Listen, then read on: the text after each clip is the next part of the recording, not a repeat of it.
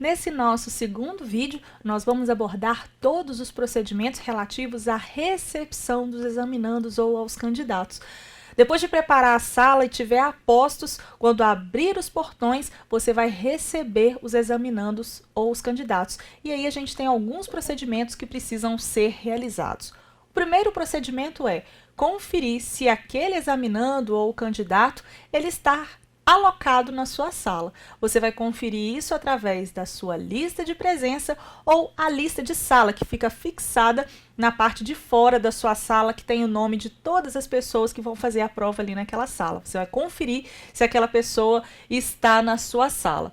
E depois de você fazer essa conferência, se tiver ok, você segue. Se ele não estiver ali, você vai encaminhar esse candidato à coordenação para que lá ele possa ser orientado sobre qual que é a sala que ele está alocado ou se ele está no local certo, se é outra escola. Então lá na coordenação eles vão resolver essa questão com esse candidato. Então você vai conferir o documento de identificação do candidato. Para ele fazer a prova, obrigatoriamente ele precisa apresentar um documento de identificação. E esse procedimento de conferência, ele deve ser feito antes da entrada dele na sala e antes da coleta da assinatura na lista de presença. A gente não falou ainda sobre esses procedimentos, mas é importante a gente deixar claro que antes de fazer qualquer outro procedimento, você precisa obrigatoriamente conferir a documentação do candidato. E quais são esses documentos permitidos? São documentos originais com foto. Pode ser um passaporte, uma carteira de trabalho, uma carteira de habilitação, pode ser um documento de conselhos de classe, como uma OAB, né, conselhos que sejam reconhecidos como documento de identificação, uma CNH, uma RA. Então, vamos agora assistir a um pequeno vídeo que vai falar sobre todos os documentos permitidos. Carteiras expedidas pelos comandos militares, pelas secretarias de segurança pública, pelos institutos de identificação e pelos corpos de bombeiros militares. Carteiras expedidas pelos órgãos fiscalizadores do exercício profissional. Passaporte brasileiro. Certificado de reservista. Carteiras funcionais expedidas por órgão público, que por lei federal valham como identidade. Carteira de trabalho. Carteira nacional de habilitação, somente o modelo com foto.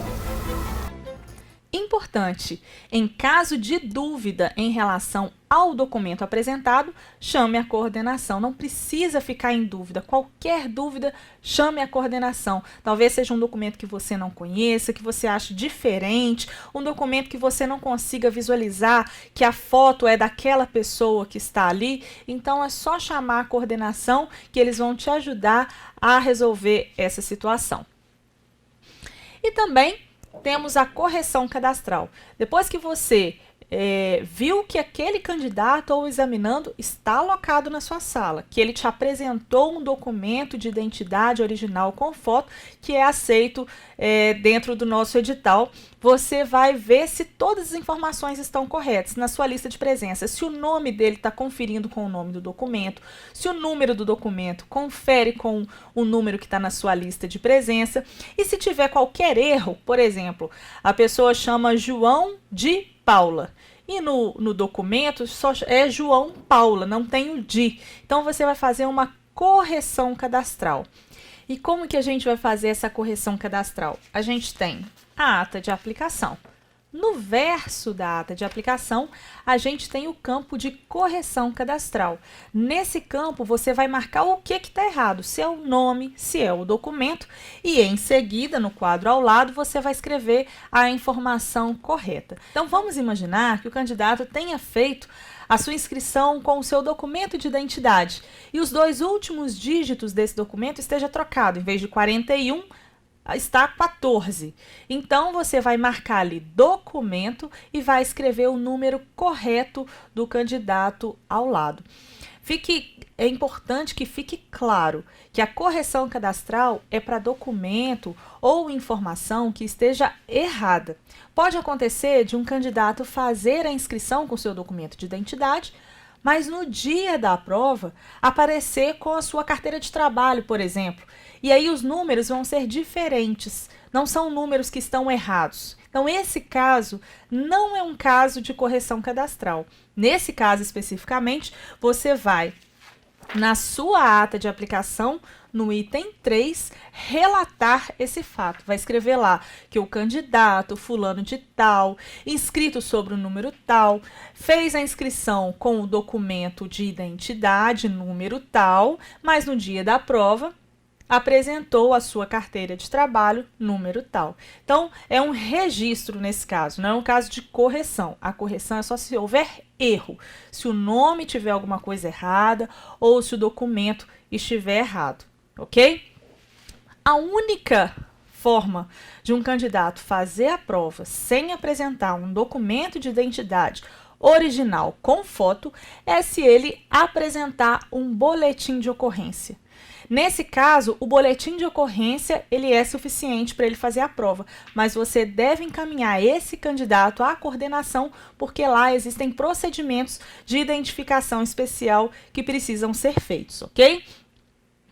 Depois disso, ele está alocado na sua sala, apresentou o documento correto para poder fazer o ingresso na sala, você já fez as correções cadastrais, se tiver havido necessidade, você vai colher a assinatura dele na lista de presença. Esta é a lista de presença e você vai colher a assinatura dele no local indicado aqui na lista de presença.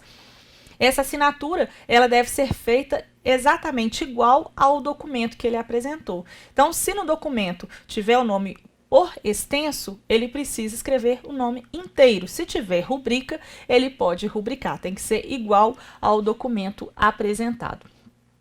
Antes dele entrar na sala, ele também precisa lacrar todos os materiais proibidos. A gente já falou, esse é o malote porta-objetos, onde você vai entregar esse malote para o candidato ou examinando para que ele coloque ali os materiais que ele porta, mas que não são permitidos o uso durante a aplicação, que é o caso de celular, equipamentos eletrônicos em geral, relógio, carteira. Vamos aqui apresentar quais são os equipamentos materiais proibidos no dia da prova.